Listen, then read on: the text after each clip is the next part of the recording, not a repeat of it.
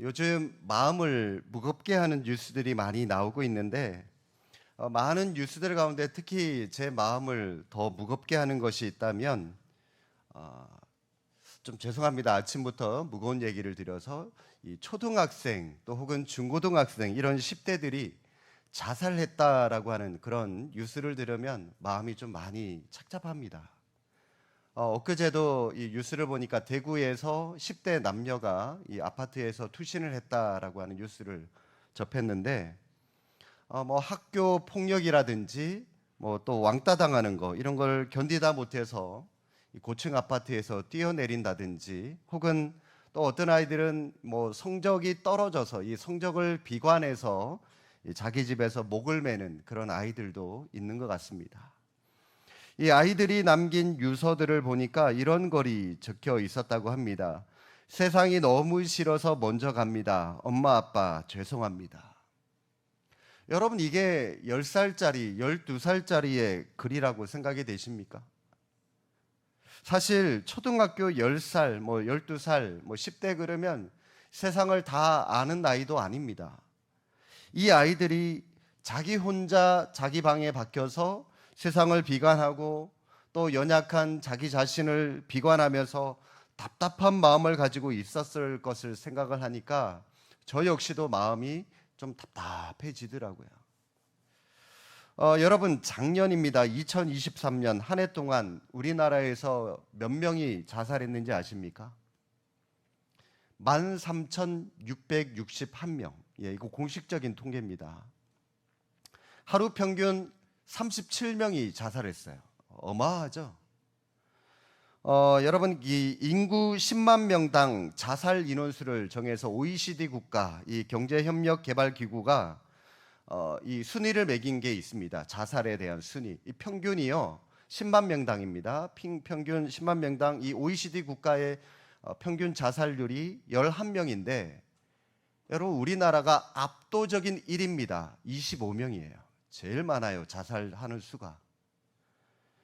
여러분 이 하루 평균 37명 가운데 이 중에 약 350명 정도가 10대입니다. 하루에 한 명꼴로 자살을 합니다.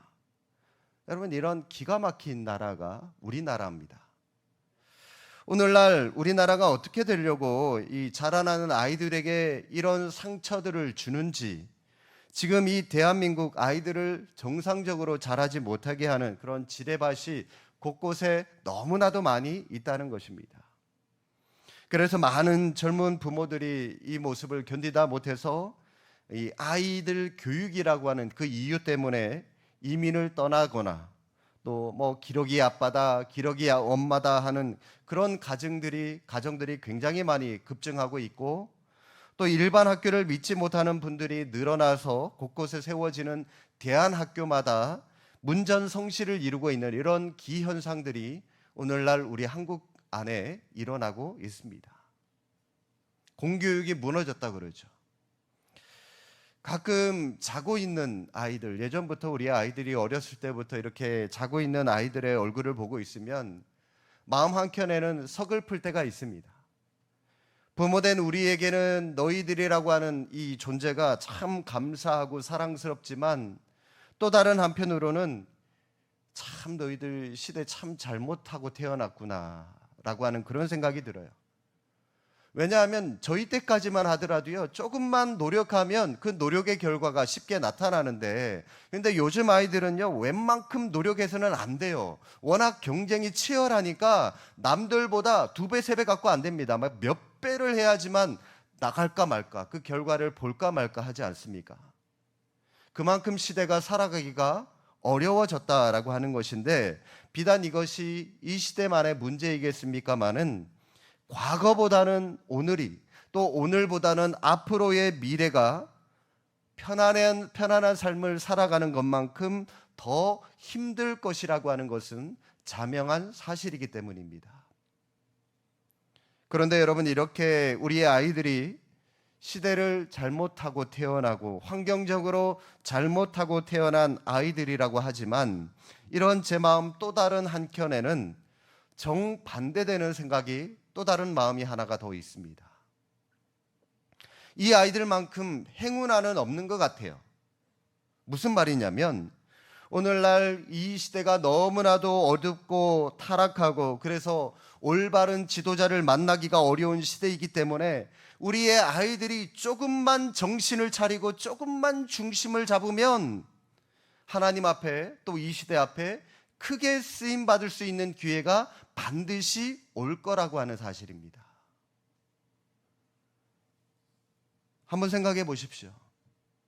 교회들마다 사람들이 막 미어 터지고요. 목회하시는 목사님들마다 옛날 그 신약시대 예수님의 제자들처럼 복음을 선포할 때마다 막 3,000명씩 5,000명씩 수많은 사람들이 회개하고 교회로 몰려드는 그런 역사가 일어나는 영적인 전성기에 제가 태어났다면 아마 저 같은 평범하고 별 볼 일 없는 사람은 감히 목사가 되겠다라고 하는 생각은 해보지도 못했을 겁니다. 그런데 워낙 시대가 어둡고 영적으로 어두워지니까 나 같은 사람도 얼마나 똑바로 선 하나님의 사람들이 없으면 나 같은 사람도 하나님께서 이렇게 쓰시나 그걸 생각하면 저에게는 참 감사한 일이지만 얼마나 똑바로 선 영적인 지도자들이 없으면 나를 쓰실까 하나님 참 답답하시겠다 그런 마음도 제 마음에 또 드리는 것은 솔직한 저의 마음입니다. 그래서 여러분의 자녀나 손주들 소망이 있다는 거죠. 여러분은 제가 말씀드린 이 두 가지 균형에 대해서 어떤 생각을 가지고 계십니까?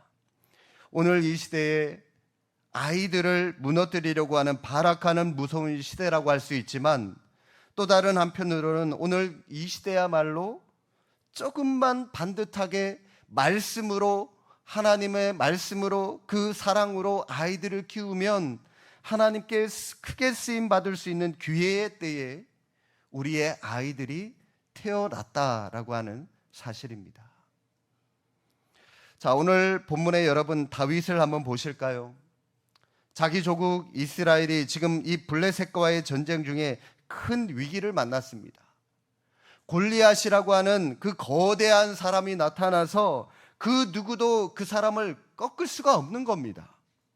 그런데 여러분 이 사무엘상 17장 24절에 보면 사울 왕을 위시해서 모든 이스라엘 군대가 이 블레셋이라 이 골리앗이라고 하는 사람 앞에서 지금 두려워 떨고 있습니다. 자, 그런데 그런 상황에서 잘 준비된 다윗이 골리앗을 멋지게 물리친 오늘 본문의 이야기 여러분 우리가 다 알고 있지 않습니까? 준비 안 된 사울 왕이나 준비 안 된 이스라엘 군사들에게 이 골리앗이라고 하는 존재는 그들의 앞길을 막는 무서운 존재였지만 잘 준비된 신앙으로 말씀으로 잘 준비된 다윗에게는 이 골리앗이야말로 오히려 자기의 인생을 역전시키는 자기의 인생을 그 자신의 신분을 초라한 목동에서 위대한 왕으로 바꾸어 놓는 멋진 도구가 되었다라고 하는 사실입니다. 그렇기 때문에 오늘날 이 어두운 시대를 탓하지 말고요. 우리의 자녀들이 골리앗과 같은 장애물이 가로막고 있는 이 시대에 우뚝 선 다윗과 같은 강한 하나님의 자녀가 되어야 할 줄로 믿습니다. 요즘 걸핏하면 자살 충동이나 느끼고 또 가출 충동이나 느끼는 요즘 아이들을 보면서 한편으로는 세상을 잘못하고 태어나서 참 불쌍하다. 오죽 힘들었으면 가출을 생각하고 자살을 생각했을까 동정이 가면서도요. 또 다른 한편으로는 세상은 이처럼 점점 악해져 가고 강팍해져 가고 있는데 그딴 거 그거 하나 버티지도 못하고 저렇게 약해서 어디에 쓸 수 있을까? 탄식이 나오는 것도 사실입니다. 그런데 여러분, 누가 오늘날 아이들을 이렇게 약하게 만들었을까요? 솔직히 대한민국의 무슨 입시다, 대학이다, 점수, 내신 전부가 이런 것에만 마음에 쏠려가지고요 아이들을 한없이 약하게 키우고 있는 것은 사실입니다. 그런데 여러분이 자녀들을 데리고 이민을 가지 않는 이상, 여러분 이민 간다고요? 그게 해결됩니까? 이민 가봐야 이방인입니다. 그러면 그 나라 사람들 왕따 시켜요. 자기 나라 사람 아니라고. 또 다른 어려움들이 있습니다. 이민 간다고 해결되지 않아요. 한국에서의 교육이 피할 수 없는 현실이라고 한다면 여러분, 이 자리에 앉아있는 우리만이라도 세상 사람들과 좀 다른 방법으로 우리의 아이들을 가르쳐야 되지 않겠습니까? 오늘 본문을 보시면 다윗을 보면 다윗이 무엇 때문에 이렇게 위대한 왕으로 하나님 앞에 쓰임받게 되었는지, 물론 거기에는 내가 이스라엘 왕으로 다윗을 택하겠다라고 하시는 하나님의 전적인 주권이 담겨 있습니다. 그러나 하나님의 부르심 이후에 하나님의 주권에 순종하기 위해서 다윗이 얼마나 뼈를 깎는 노력을 했는지 여러분 우리가 다 알고 있지 않습니까? 이 시간 이 다윗의 덕목을 살펴보면서 우리 부모님들도 자녀들을 향한 이런 마음의 소원을 품고 가르칠 수 있기를 바랍니다. 두 가지를 좀 말씀을 드리도록 하겠습니다. 먼저 여러분, 다윗의 어떤 점이 남달랐을까요? 다윗에게는 하나님을 모독하는 자들에 대한 거룩한 분노가 있었습니다. 뭐가 있었다고요? 거룩한 분노가 있었습니다. 26절 말씀 한번 보실까요? 다윗이 곁에 서 있는 사람들에게 말하여 이르되 이 블레셋 사람을 죽여 이스라엘의 치욕을 제거하는 사람에게는 어떠한 대우를 하겠느냐. 그러니까 그 다음에 다윗의 거룩한 분노를 보십시오. 이 할례 받지 않는 블레셋 사람이 누구이기에 살아계시는 하나님의 군들을 모욕하겠느냐. 36절 말씀도 한번 보십시오. 주의 종이 사자와 곰도 쳤은즉 살아계시는 하나님의 군대를 모욕한 이 할례 받지 않은 블레셋 사람이리까 그가 그 짐승의 하나와 같이 되리이다. 하나님을 모욕하는 저 골리앗을 내가 지금까지 양을 지키기 위해서 죽였던 사자와 곰과 같이 내가 저놈도 반드시 죽이겠다라고 지금 선언하고 있는 겁니다. 다윗이 가졌던 이 거룩한 분노가 그가 강한 하나님의 사람으로 되게 만드는 원동력이 되었습니다. 여러분, 오늘날 이 시대의 영적인 불행이 뭔지 아십니까? 제가 예전에 13년, 14년 정도 이 청소년들을 지도를 했고요. 청년들을 지도를 했었는데 제가 그 아이들을 지도하면서 제가 느낀 것은 안타깝게도 예수 믿는 대부분의 가정들이 아이들에게 다윗과 같은 이 거룩한 분노를 품게 하는 것을 가르치는데 실패했다라고 하는 그런 생각을 가지게 되었습니다. 저희 가정도 여기에 포함되겠습니다만은 부모들은 아이가 학교에서 점수 몇 점 떨어지면요 마치 무슨 큰일이라도 난 것처럼 대비책을 세우고 강남 같은 경우에 막 일타 강사가 있는 학원에다가 당장 접수시켜주고 이 가외 선생님 붙여주고 아이들 혼을 내고 막 별의별 지적을 다 하는데 그런데 그 아이의 중심에 오늘 다윗이 가졌던 그것처럼 이 나라가 부패하고 타락하고 오늘도 하나님 앞에서 이 나라가 왜곡되고 어그러진 길을 가는 것을 보면서 마음에 거룩한 분노를 품고 하나님 나를 사용하여 주십시오. 제가 한번 이 시대를 위해서 크게 한번 쓰임받고 싶습니다. 이런 포부, 이런 넓은 마음을 갖지 못하는 데에서는 부모들이 별로 안타까워하지 않더라고요. 아이들이 당장 눈앞에 보이는 그 점수에만 급급한 이런 교육을 받고 자라다 보니까 덩치만 컸지 큰 꿈을 품지도 못하고 전부 다 이 생각하는 것들이 잔챙이가 되어가는 것 같아요. 자기 자신에게 조금이라도 손해가 되고 조금이라도 뭔가가 이 희생이 되면은 그걸 막 아이들이 견딜 수 없어하고 몇 날 며칠 고통하면서 밥도 안 먹고 괴로워하는데, 그런데 오늘날 상상을 할 수 없는 영적으로 무기력한 이 시대에 주님의 이름이 짓밟히는 것, 그 현실을 보고도 아무런 아픔을 느끼지 못하는 것이 오늘 우리의 자녀들의 현실입니다. 하나님은 그 사람이 능력이 있느냐 없느냐, 그 사람이 얼마나 똑똑하냐 똑똑하지 못하냐, 학벌이 좋으냐 좋지 않으냐, 이걸 보고 쓰시는 분이 아니라 그 중심에 다윗과 같은 거룩한 분노가 있느냐, 이 시대와 민족을 생각하면서 의로운 분노를 가지고 있느냐, 그걸 보고 사람을 쓰시는 겁니다.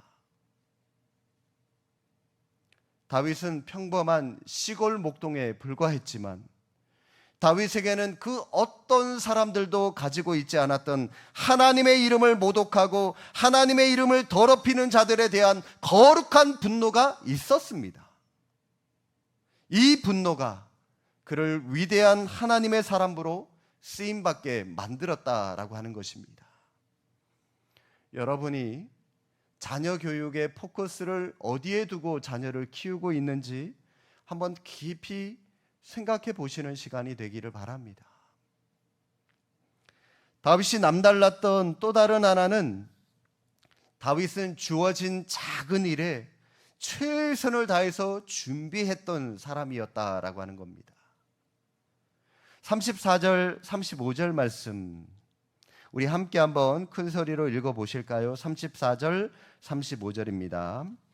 다윗이 사울에게 말하되 주의 종이 아버지의 양을 지킬 때에 사자나 곰이 와서 양떼에서 새끼를 물어가면 내가 따라가서 그것을 치고 그 입에서 새끼를 건져내었고 그것이 일어나 나를 해하고자 하면 내가 그 수염을 잡고 그것을 쳐 죽였나이다.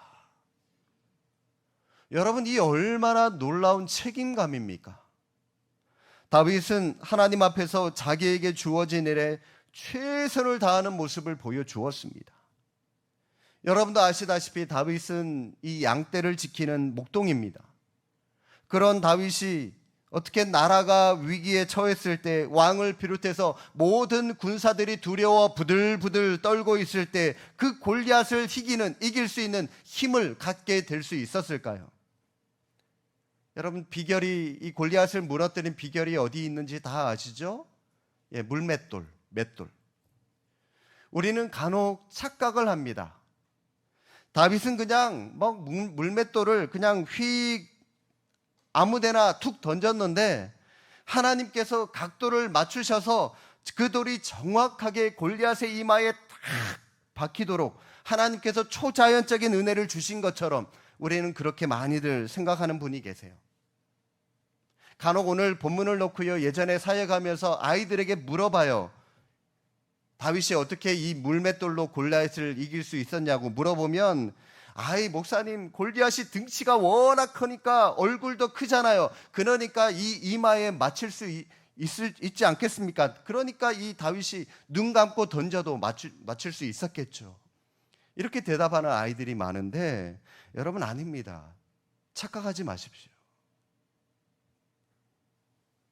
다윗이 골리앗의 이마에 정확히 맞출 때는 다윗의 피나는 노력이 있었다라고 하는 사실입니다. 양을 지킬 때 어떤 때는 사자나 곰과 같은 사나운 짐승들이 양과 또 다윗에게 달려듭니다. 목숨을 걸고 양 한 마리를 지키려고 그 무서운 짐승들과 싸워야 되는데, 그런데 이 다윗이 자기가 생각하기에는 그 무서운 짐승을 자기 힘으로 절대로 이길 수가 없는 거예요. 그래서 다윗이 고민하다가 생각해낸 게 바로 이 물맷돌이라고 하는 거죠. 그리고 양을 지키기 위해서 틈만 나면 연습하는 거예요. 어떤 모양의 돌이 정확하게 목표점을 향해서 날아가는지, 어떻게 돌을 던져야지 정확하게 곰의 이마를 명중시킬 수 있는지 연습하는 거예요. 또 던지고 또 던지고. 여러분, 제가 무슨 근거로 이런 이야기를 하고 있는지 반문하고 계시고 싶은 분이 계실지 모르겠지만 여러분 한번 생각을 해 보십시오. 다윗에게 골리앗을 무너뜨릴 만한 자기 나름대로의 아무런 묘책이 없는데 뭘 믿고 그 목동에 불과한 어린아이가 다 싸움에 반대하는데 혼자 나가서 왕이여, 제가 저놈 이길 수 있습니다 하고 이 소년 다윗이 그렇게 말할 수 있겠습니까? 다윗에게는 그 누구도 알지 못하는 자기만의 어떤 노하우가 있었다는 거죠. 그게 바로 물맷돌입니다. 저 골리앗이 아무리 덩치가 크고 아무리 힘이 세다고 하지만, 아니 내가 저만한 사자를 명중시켜서 무찔렀는데, 내가 저만한 곰을 이마를 명중시켜서 죽였는데 저놈도 내가 충분히 이길 수 있다, 죽일 수 있다 라고 하는, 여러분 이런 확신은 작은 일에도 잘 준비된 사람만이 할 수 있는 확신이다라고 하는 사실입니다. 예전에 학생들을 지도하면서 가만히 보면 공중에 붕 떠 있는 그런 아이들 여러 명 만나봤습니다. 공중에 붕 떠 있다. 여러분 이게 무슨 말이냐면 아이들이 은혜를 받아서 그런지 입만 열면 무슨 큰 비전이 있어요 그러고, 입만 열면 미전도 종족 지역을 품고 기도하고 있다 그러고, 그리고 세계 평화를 위해서 기도합시다 이런 소리를 잘합니다. 이런 거창한 소리를 해야만, 말이 좀 번지르르 해야만 아이들에게 뭔가 있어 보이고 뭔가 인정받는다 그런 생각을 하는 것 같은데, 그중에 또 어떤 아이는 그래요. 목사님 저 커서 허드슨 테일러와 같은 그런 선교사가 되고 싶습니다. 되겠습니다. 그러면 제가 그 아이에게 물어봅니다. 너 그러면 네가 선교하겠다고 하는 그 나라의 언어를 지금부터 공부하고 있니? 네가 선교하겠다고 하는 그 나라의 문화를 지금부터 잘 준비하고 있니? 그러면 그 아이들이 뭐라고 대답하는지 아세요? 천천히 그냥 그 나라 가서 하면 된대요. 공부도 하나도 하지도 않고요, 준비도 하나도 하지도 않으면서 그냥 막연한 생각, 호황된 생각이나 하고 있는 아이들을 보면 가슴이 참 답답하고 한심하더라고요. 그러면 제가 또 막 혼냅니다. 준비도 제대로 하지도 않고 무슨 허드슨 테일러냐고. 허드슨 테일러는 여러분 이 사람이 이 1800년대에 사역을 했던 선교사님입니다. 이 15이라고 하는 어린 나이부터 그 중국이라고 하는 그 미개한 나라를 품고 그 공산당, 그 중국, 여러분 이 1800년도 얼마나 못 사는 그런 나라였습니까? 그 중국을 품고 어린 나이에서부터 냉방에서 자기 스스로가 잠을 자가면서 어려운 환경에서 자기 스스로 훈련한 뭔가가 있으니까, 준비한 뭔가가 있었으니까 하나님 앞에 그렇게 크게 쓰임받는 것이지, 하나님은 준비 안 된 자는 결코 쓰지 않는다면서 제가 막 호되게 야단쳤습니다. 그런데 여러분 이 아이들이 누구에게 그런 거 배우는지 아세요? 누구에게 배웠을까요? 뻔하죠. 지네 아빠 엄마 어른들한테 그런 거 배우잖아요. 수모임을 하거나, 옛날에는 이제 구역 예배였죠. 구역 예배를 하거나 전도회 모임 때 예배를 드리고 나서 식사를 하거나 차를 마실 때 여러분들은 주로 어떤 주제의 이야기를 나누십니까? 옛날에요, 제가 한번 가봤는데요, 가정의 회복이나 교회 부흥에 대해서 좀 생산적이거나 좀 창조적인 주제의 대화를 나눴으면 좋겠는데, 얘기 나누고 있는 것을 가만히 보면, 요즘은 모르겠습니다, 가만히 옆에서 들어보고 있으면 막 얘기 가운데 지구를 막 들었다 놨다 그래요. 통일 이루는 비법 자기들끼리 막 나누고요, 핵 문제 이렇게 하면 해결된다 그러고요, 무슨 뜬구름 잡는 얘기밖에 안 합니다. 듣고 있으면 금방 통일이라도 일어날 것처럼 그럴듯한데, 정작 집에 가면은 남은 거, 손에 남는 건 아무것도 없어요. 이런 말 주워 듣고 와서 식탁에서 저녁에 밥 먹으면서 아이들이 있는 자리에서 스스럼없이 그냥 그 얘기 그냥 그대로 부부지간에 얘기 나누는데 아이들이 옆에서 다 듣고 있는 겁니다. 보고 배우는 거죠, 그거. 뜬구름 잡는 이야기를 하기보다 자기의 꿈을 위해서 최선을 다해서 준비할 수 있는 그런 마음을 우리 아이들에게 심어줄 수 있기를 바랍니다. 요즘 자녀를 키우는 분들을 보면 참 대책 없이 용감하다 그런 생각이 많이 듭니다. 여기에 저도 포함이 됩니다만은 지금 여러분 자녀들이 영적으로 어떤 상태인지 모르시나요? 다 아시잖아요. 여러분 자녀들 영적으로 어떤 상태인지 뻔히 아시잖아요. 그나마 그런 자녀들 붙잡고 새벽으로 불철주야 교회에 나오셔서 하나님 앞에 눈물로 기도하는 분 다행이에요. 지금 영적으로 무슨 병에 걸려서 어떤 마음의 상처를 입고 주님을 떠났는지는 모르겠지만 자녀를 향한 여러분, 특히 어머니의 눈물의 기도는 방황하는 자녀를 틀림없이 하나님 앞으로 돌아오게 하고 믿음의 자녀로 만들어 주실 줄로 믿습니다. 그러나 하나님을 떠나 있는 자녀를 보면서도 안타까워할 줄도 모르고 애들을 위해서 무릎 꿇지 않는 부모들을 보면 참 저분 대책 없이 용감하다. 뭘 믿고 저렇게 용감할까 물어보고 싶은 게 제 솔직한 마음입니다. 오늘 말씀 결론 한번 보실까요? 45절. 다윗이 블레셋 사람에게 이르되 너는 칼과 창과 단창으로 내게 나아오거니와 나는 만군의 여호와의 이름 곧 내가 모욕하는 이스라엘 군대의 하나님의 이름으로 내게 나아가노라. 여러분, 이 얼마나 멋있습니까?